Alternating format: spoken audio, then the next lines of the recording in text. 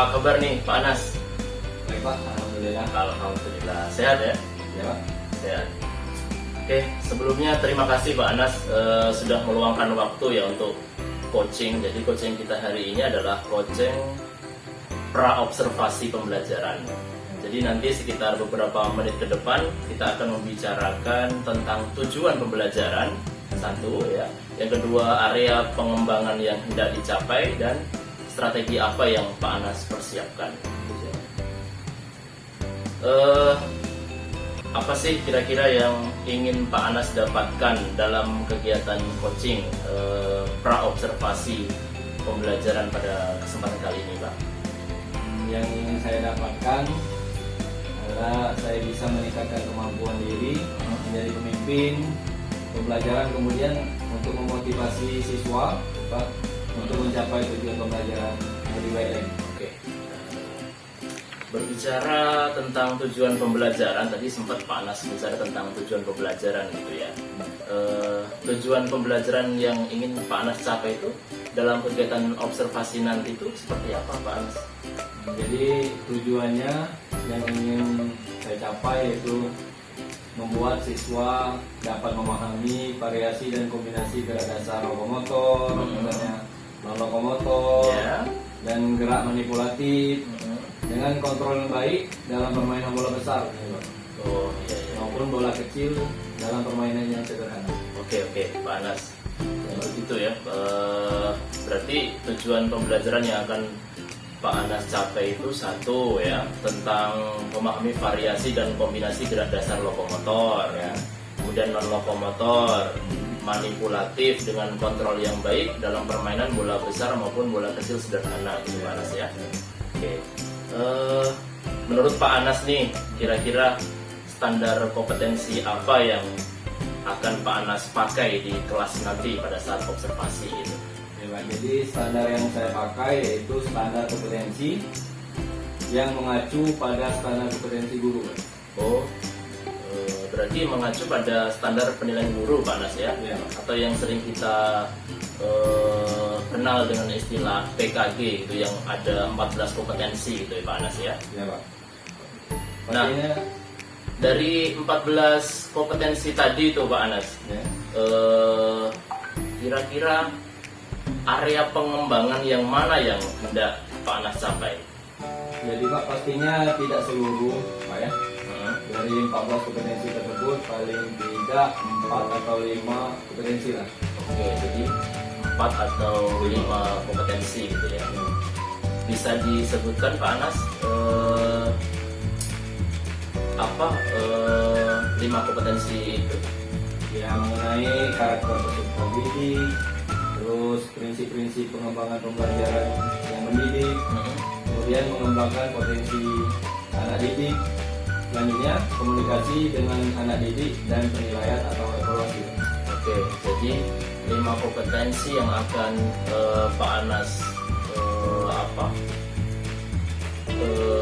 bawa pada saat observasi nanti itu ya. Jadi mengenal karakter peserta didik 1, kemudian prinsip-prinsip pengembangan pembelajaran yang mendidik 2, kemudian mengembangkan potensi anak didik 3, komunikasi dengan anak didik, kemudian penilaian dan evaluasi.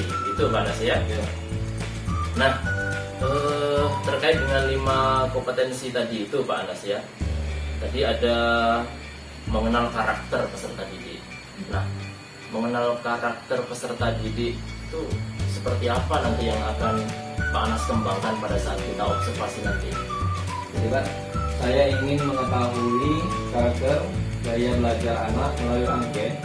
Nah, dari situlah kita tahu bahwa anak ini gaya belajarnya adalah visual, auditori, atau kinestetik.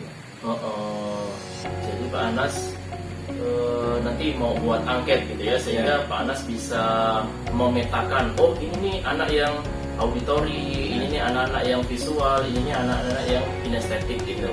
Nah, Pak Anas nih, kalau misalnya terkait dengan indikator ketercapaian kompetensi mengenal karakter peserta didik itu ya, itu kan ada intervalnya Pak Anas ya, dari 0 sampai 50, 50 sampai 75 sampai 100. Nah, kira-kira nih menurut penilaian Pak Anas, kira-kira berapa persen interval yang bisa Pak Anas capai untuk mengenal karakter pada saat observasi nanti Pak? Kira-kira intervalnya itu 75 lah. 75 ya. 75. Baik. Kemudian kita berlanjut ke tujuan kompetensi yang kedua nih Pak. Tadi ada prinsip-prinsip pengembangan pembelajaran yang mendidik. Itu seperti apa Pak Anas? Oke, jadi kita memberikan kesempatan pada murid untuk menguasai pembelajaran sesuai dengan usia Pak, dan kemampuan belajarnya. Ya. Nah, tentu dengan teknik pembelajarannya yang tidak membosankan, sehingga mereka selalu termotivasi untuk selalu belajar Pak. Itu ya Pak Anas ya.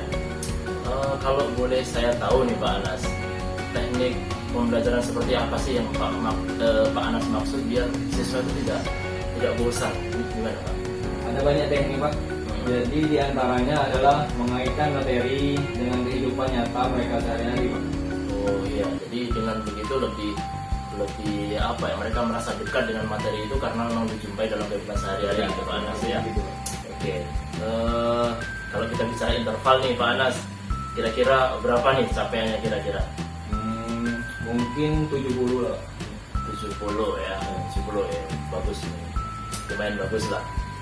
Sekarang kita beralih ke tujuan yang ketiga nih Pak Anas, ada mengembangkan potensi anak didik. Gimana nih penjelasannya Pak Anas tentang mengembangkan potensi anak didik? Ya, jadi kita merancang dan melaksanakan aktivitas pembelajaran untuk memunculkan budaya kreativitas, berpikir kritis dengan gaya belajar mereka masing-masing. Oke, kalau boleh saya tahu nih, bentuk konkretnya seperti apa Pak Anas? Kita merancang dan melaksanakan aktivitas pembelajaran ya, untuk memunculkan budaya kreativitas, berpikir kritis dengan gaya belajar mereka masing-masing itu seperti apa Pak Anas gambarannya? Jadi kan kita sebagai guru, sebelum melaksanakan pembelajaran kita kan sudah biasa Pak merancang RPP kan. Nah, dari RPP situlah merancang dan melaksanakan aktivitas pembelajaran untuk memunculkan budaya kreativitas. Nah, berpikir kritis dengan kemampuan belajar mereka masing-masing. Jadi, kegiatan nanti bisa tanya jawab, problem solving, diskusi dan lain-lain. Iya, ada berpikir kritis. Jadi ya ada lah di situ ciri-ciri dari profil pelajar Pancasila gitu Pak Anas ya. Iya. Nah, kemudian ini Pak Anas, terkait dengan kemampuan belajar mereka masing-masing. Tadi kan Pak Anas sempat menyebutkan begitu tuh, sesuai dengan kemampuan belajar mereka masing-masing. Nah, yang Pak Anas maksud itu seperti apa, Pak? Ya, jadi nanti dalam pembelajaran kan sudah bentuk kelompok-kelompok diskusi. Oh, ada kelompok-kelompok ya, Pak Anas ya. Nah, dalam kelompok diskusi tersebut mereka dapat bertukar pikiran, berpendapat sesuai dengan kemampuan mereka masing-masing. Baru kemudian kelompok tersebut mempresentasikan hasil diskusi mereka di depan kelas. Wah, menarik ini Pak. Ya. Pembelajaran di kelas Pak Anas ini. Kira-kira untuk mengembangkan potensi anak didik ini Pak, ada di interval berapa kira-kira nih Pak Anas?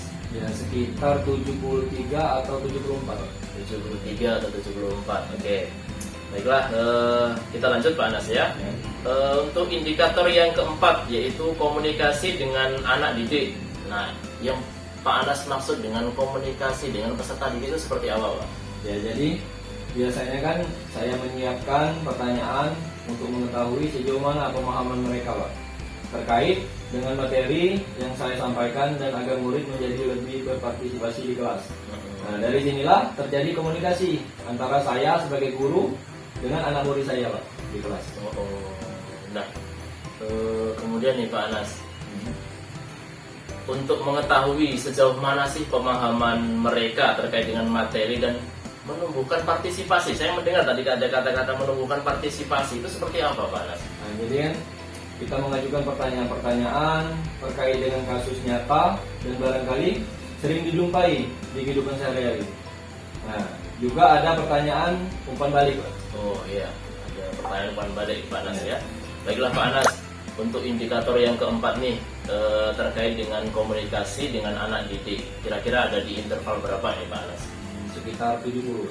Sekitar 70% Pak Anas ya. Oke. Selanjutnya untuk indikator yang terakhir yaitu penilaian dan evaluasi Pak Anas. Nah, seperti apa nanti penilaian dan evaluasi yang akan Pak Anas lakukan pada saat observasi Pak? Jadi sebagai guru kan kita juga harus bisa merancang Pak penilaian, Iya, iya. baik itu dalam bentuk catatan maupun jurnal. Nah, yang mana penilaian ini menjadi acuan dalam rancangan pembelajaran berikutnya Pak. Oh iya, iya. Oh jadi begitu Pak Anas ya. Iya. Kira-kira aspek apa saja nanti Pak Anas yang akan dinilai dari peserta didik itu Pak Anas? Tentunya aspek pengetahuan, kemudian keterampilan, dan serta diakhiri ada refleksi pembelajaran. Oke, baiklah Pak Anas. Untuk indikator yang kelima ini yaitu penilaian dan evaluasi ada di interval berapa kira-kira Pak Anas? 75 lah Pak, Oh, kira-kira. lebih tinggi ini ya, di 75 ini ya kira-kira. Oke, baiklah. Untuk mewujudkan 5 kompetensi yang tadi kita bahas nih Pak Anas dari awal sampai akhir itu, Pak Anas praktekkan dalam pembelajaran nanti itu ya. Strategi apa nih? Kita sekarang bicara tentang strategi. Strategi apa yang akan Pak Anas gunakan untuk bisa mencapai kelima kompetensi tadi itu Pak Anas? Nah, jadi Pak, saya akan menyusun RPP, kemudian menggunakan fasilitas pembelajaran yang ada di sekolah, ya seperti buku paket, gitu, dan buku pendukung lainnya yang mungkin bisa diambil di perpustakaan. Kegiatan pembelajaran secara berkelompok menggunakan media seperti video Pak yang ditayangkan menggunakan infocus di kelas. Iya, iya. Seperti itu Pak. Oke. Nah, dengan strategi tersebut kira-kira nih Pak Anas, mau naik berapa persen nih? Tadi kan Pak Anas menyebutkan ada 70, 74, 73, 75 gitu ya. Nah, dengan adanya strategi yang rencana Pak Anas terapkan pada saat pembelajaran di kelas, pada saat observasi itu, Pak Anas tuh mau naik berapa persen sih dari situ tuh? Ya, saya pinginnya naik menjadi 80 sampai 85%. Wah, 80 sampai 85 ya. Ya. Oke, bagus. Nah, terakhir Pak Anas, apa yang bisa Pak Anas simpulkan dalam kegiatan coaching pra pembelajaran pada sekarang ini Pak Anas? Nah, jadi yang bisa saya simpulkan dalam kegiatan coaching pembelajaran sekarang ini adalah saya menjadi tahu Pak. Tahu potensi yang saya miliki dan harapannya untuk meningkatkan potensi saya lebih baik lagi dalam proses pembelajaran ke depannya. Oke. Baiklah Pak Anas, intinya adalah Pak Anas ingin meningkatkan kualitas pembelajaran yang berpusat pada siswa gitu Pak ya. Baiklah, insya Allah kita akan ketemu lagi nih Pak Anas pada saat kegiatan observasi besok di kelas Pak ya. Besok di kelas 6 Pak Anas ya? Di kelas 6. Oke. Terima kasih Pak Anas sudah menyempatkan waktunya untuk coaching pra observasi pembelajaran. Ya, Pak, sama-sama. Iya. Baiklah, itu video yang bisa kami tampilkan terkait dengan coaching pra observasi pembelajaran. Terima kasih.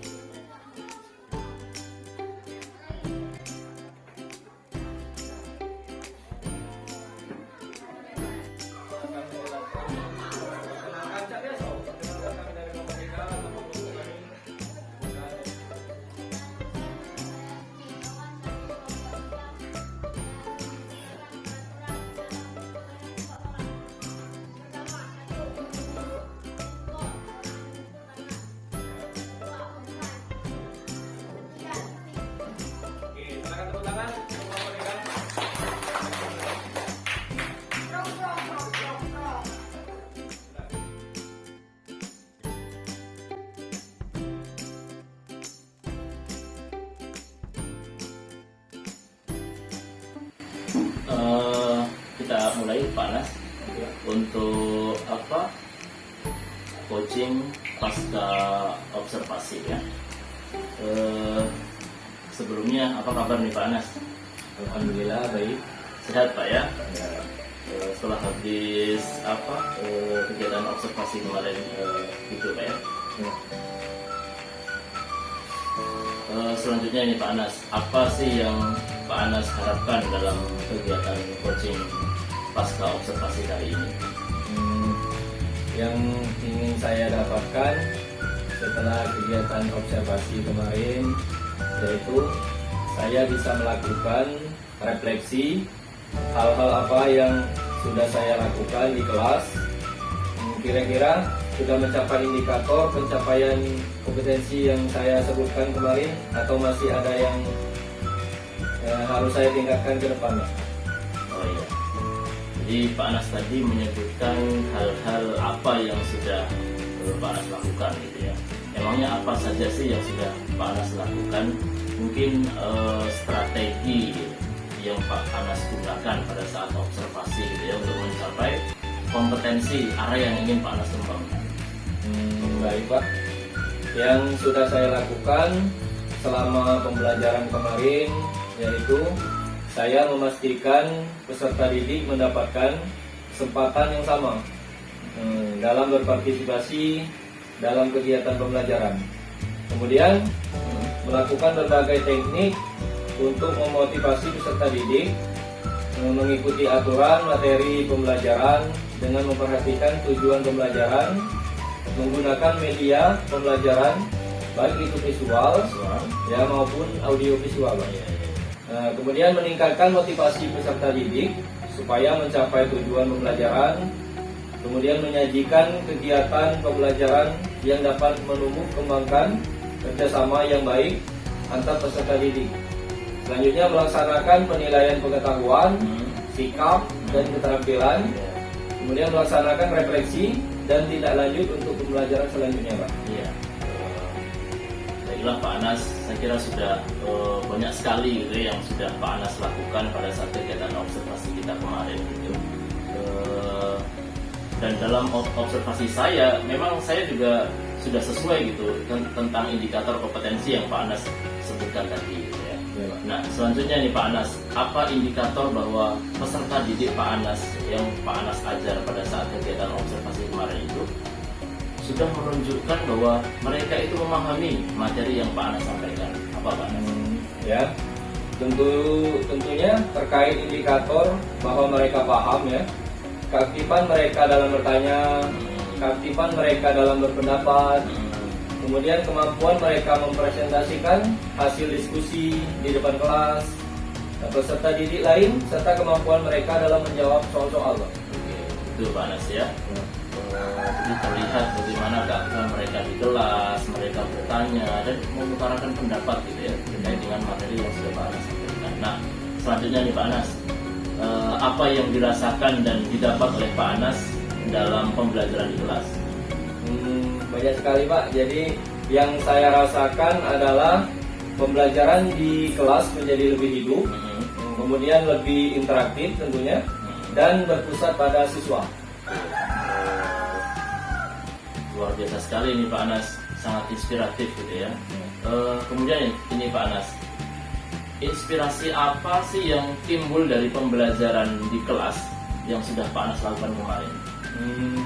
Ketika melihat di kelas saya sudah aktif, maka saya ingin mencoba strategi lain ya, agar di kelas saya lebih hidup Pak.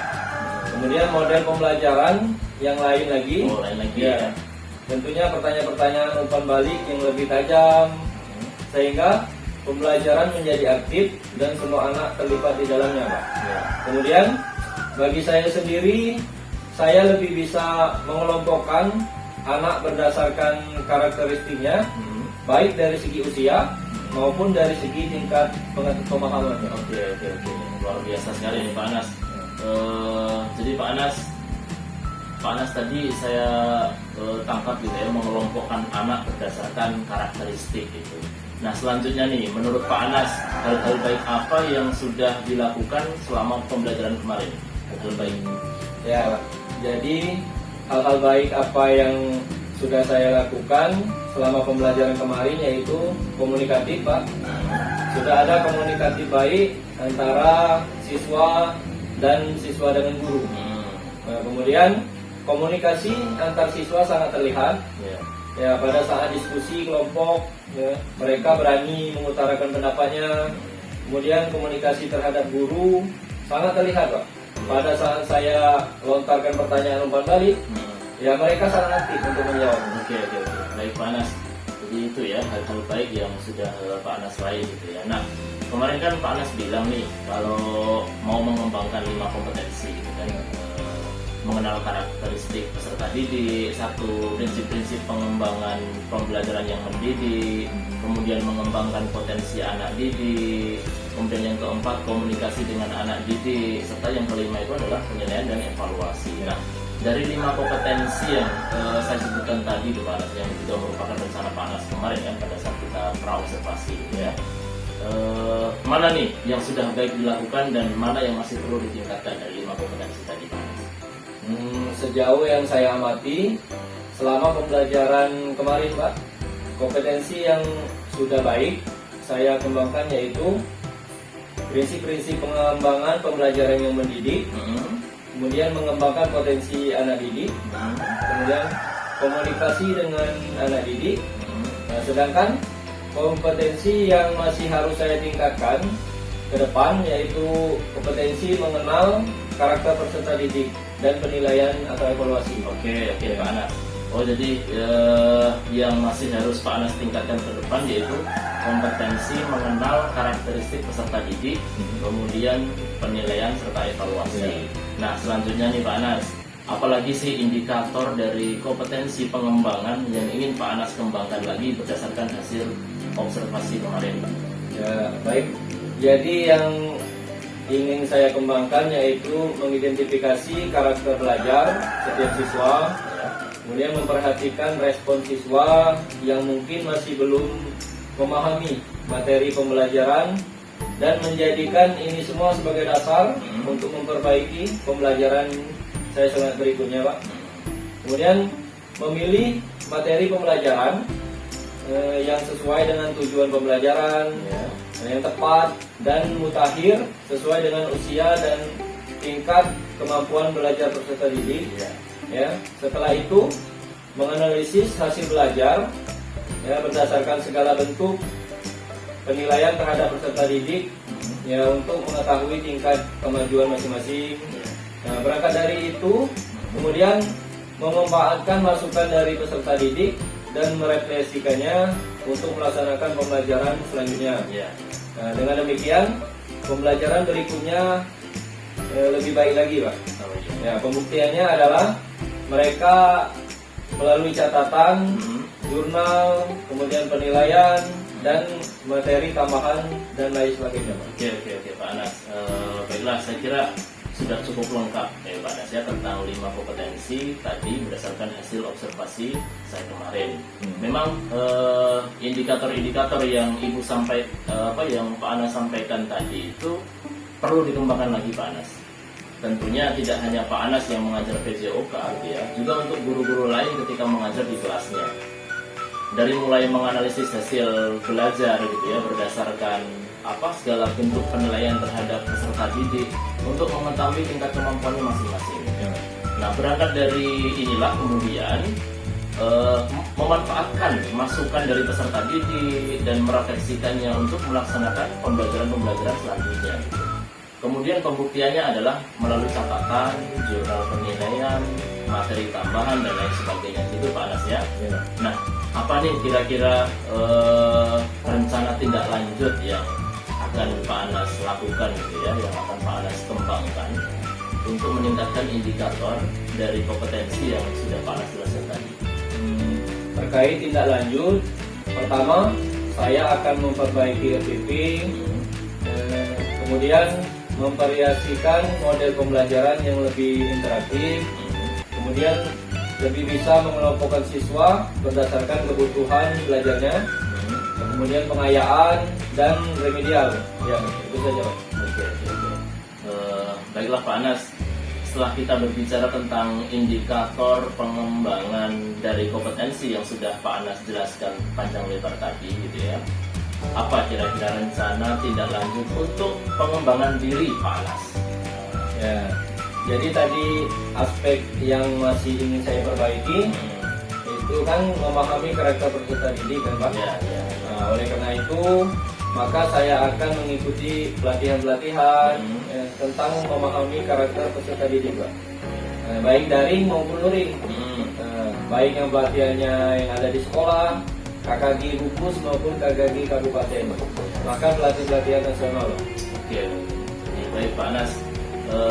Pak Anas akan mengikuti pelatihan-pelatihan tentang memahami karakteristik peserta didik itu ya Pak Anas ya.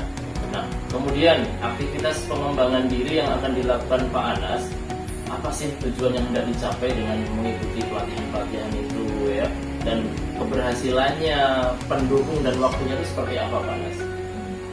Oke Pak, jadi terkait tujuan, sebagai seorang guru, saya ingin bisa melaksanakan pembelajaran sesuai kebutuhan belajar siswa Pak. Ya, ya. Sehingga dengan demikian bisa meningkatkan motivasi belajar murid Pak. Nah, kemudian untuk mengukur keberhasilannya, ya semangat atau motivasi belajar siswa meningkat. Kemudian untuk pendukung tentu tidak lepas dari dukungan rekan sejawat Pak, Ya, ya. ataupun kepala sekolah kita. Kepala sekolah. Ya, untuk waktunya dalam bulan ini ada pelatihan tentang memahami karakter peserta didik. Ya. Nah, sambil menunggu pelatihan, saya bisa baca-baca refleksi yang mengarah pada pemahaman kita tentang sebagai seorang guru dalam memahami karakter peserta didik. Ya, jadi sambil nunggu ada pelatihan gitu Pak Anas ya, Pak Anas juga cari buku-buku lain gitu ya, yang terkait membahas tentang pengembangan memahami peserta didik itu Pak Anas ya. Nah, baiklah Pak Anas, terakhir nih sebelum kita akhiri coaching kita pada kesempatan kali ini yaitu pasca observasi, kesimpulan dan apa yang dilakukan berbeda di kemudian hari ya untuk memperbaiki proses pembelajaran yang akan Pak Anas lakukan di masa yang akan datang. Baiklah Pak, jadi kesimpulannya selama coaching ini saya mendapatkan ilmu tentang pembelajaran yang baik di kelas Pak. Selanjutnya saya bisa mengetahui potensi saya ya, untuk ditingkatkan di kemudian hari serta mengetahui kekurangan saya untuk saya perbaiki. Terus saya bisa memperbaiki kemampuan saya tentang memahami karakter murid sehingga saya memetakan mereka sesuai dengan kebutuhan belajarnya. Oke, baik Pak Anas. Jadi intinya adalah Pak Anas ingin menciptakan pembelajaran sesuai dengan kebutuhan belajar siswa gitu Pak Anas ya. Baik, saya kira itu Pak Anas coaching pasca observasi ya. Mudah-mudahan ke depan pembelajaran yang Pak Anas lakukan di kelas akan menjadi jauh lebih baik lagi. Amin. Ya, terima kasih Pak Anas ya atas waktunya. Baiklah, itulah tadi coaching pasca observasi pembelajaran. Terima kasih.